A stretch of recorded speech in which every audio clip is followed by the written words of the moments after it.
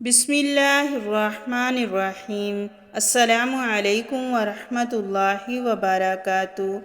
حضرت نعمان بن بشر رضی اللہ تعالیٰ عنہ بیان کرتے ہیں، میں نے نبی اکرم صلی اللہ علیہ وآلہ وسلم کو یہ ارشاد فرماتے ہوئے سنا، اپنے اور حرام کے درمیان حلال کے ذریعے رکاوٹ بنا لو۔ جو شخص ایسا کر لے گا وہ اپنی عزت اور دین کو محفوظ کر لے گا، اور جو شخص اس میں چرنے کی کوشش کرے گا تو وہ چراگاہ کے پہلو میں چرنے والا ہوگا، اور اس بات کا احتمال موجود ہے وہ چراگاہ کے اندر داخل ہو جائے گا۔ ہر بادشاہ کی مخصوص چراگاہ ہوتی ہے، زمین میں اللہ تعالیٰ کی مخصوص چراگاہ اس کی حرام کردہ چیزیں ہیں۔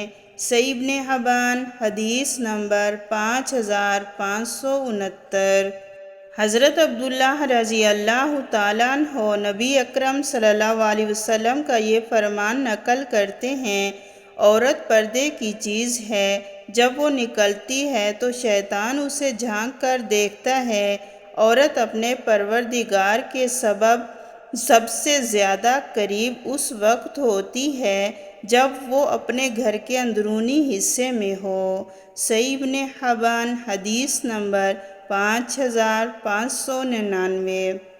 حضرت عبداللہ بن عمر رضی اللہ تعالیٰ عنہما روایت کرتے ہیں، نبی اکرم صلی اللہ علیہ وآلہ وسلم نے ارشاد فرمایا، جو شخص تکبر کی وجہ سے اپنے کپڑے کو لٹکائے گا، اللہ تعالیٰ قیامت کے دن اس کی طرف نظر رحمت نہیں کرے گا۔